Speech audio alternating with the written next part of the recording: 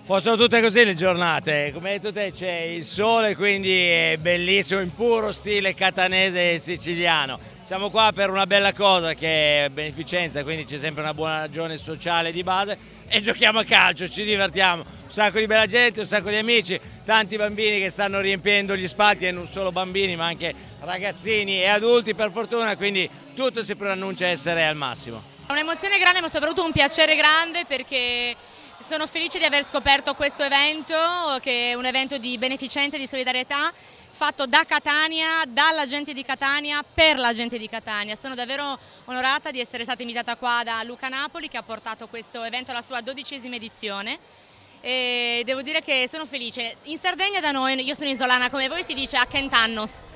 E vi voglio fare lo stesso augurio, spero che questo evento arrivi davvero alla sua 100ª edizione e anche di più, perché davvero sono quegli eventi che vanno promossi e sostenuti e ce ne dovrebbero essere tanti, tanti di più. Sicuramente entrerà nelle mie mete di vacanza preferite, perché io vengo spesso per lavoro e non ho mai l'opportunità di stare quanto tempo vorrei qua per visitare bene le vostre città, le vostre coste, assaggiare bene tutti i piatti perché la cucina è davvero stupenda, per cui potrebbe entrare di diritto nella mia lista di vacanze.